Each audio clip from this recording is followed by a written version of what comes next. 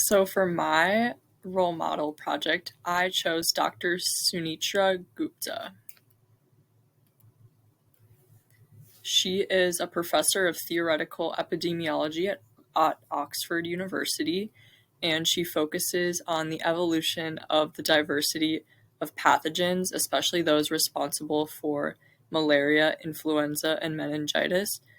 And the way that she studies this is using mathematical models to hypothesize about these populations.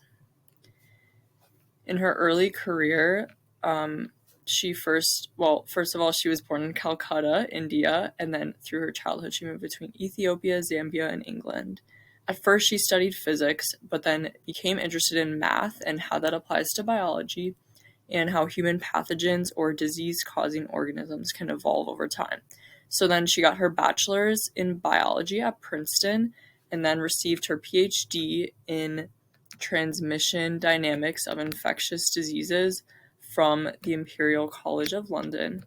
Her biggest obstacle has been juggling her epidemiology career and her writing career, and then also having kids.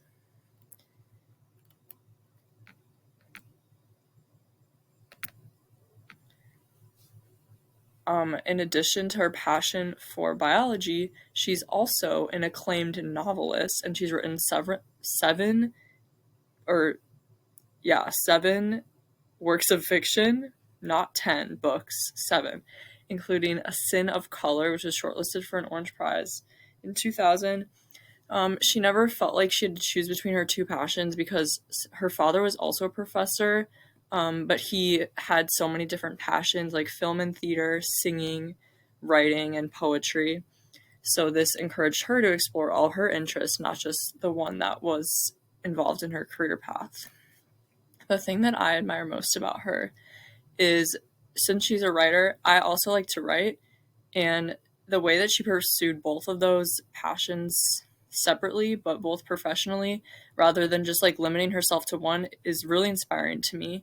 Sometimes I feel like I'm going down the wrong path because I think about what else I could be doing, like writing, for example. Even though science does interest me, but the fact that she was able to do both is just kind of going to show that it shouldn't stop anyone from pursuing all their passions.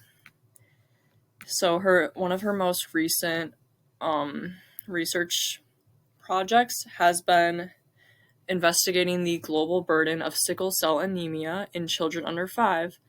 And then they modeled this based on demographics and excess mortality and then healthcare interventions. So the experiments that were performed weren't like physical experiments. They were mathematical models using data.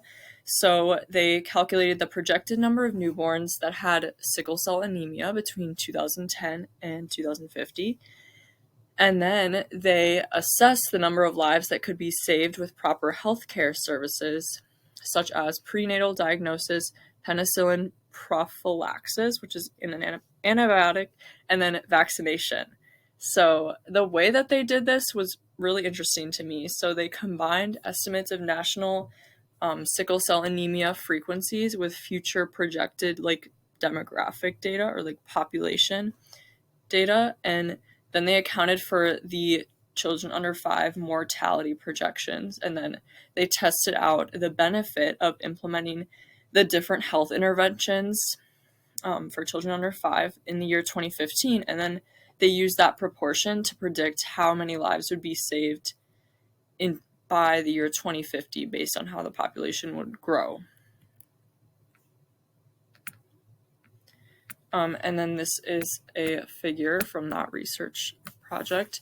They have shown that in middle and low income countries, so the ones that are really large are the ones that are in middle and low income countries. That is where they're really large because the figure demonstrates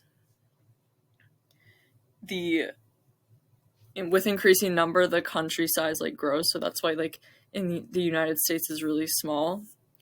And then, yeah. So basically they found that this number of newborns that are going to be afflicted with sickle cell anemia is going to increase by 2050, especially in low and middle income countries.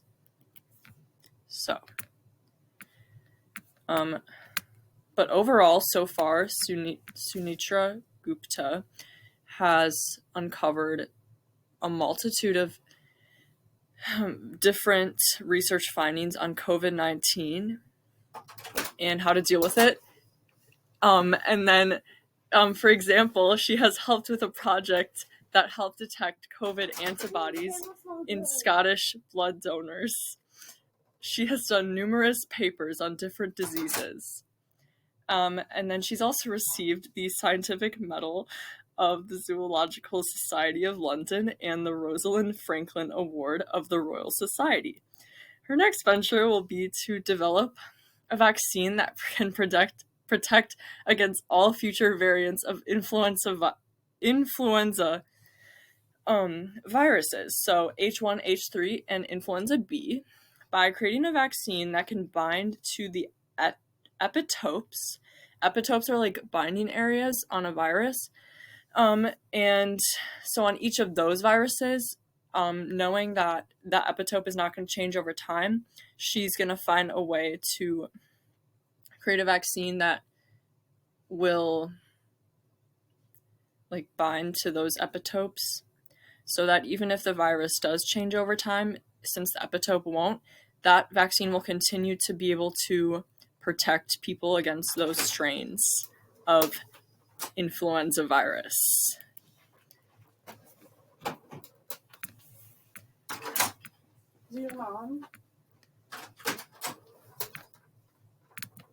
Okay. Thank you for listening.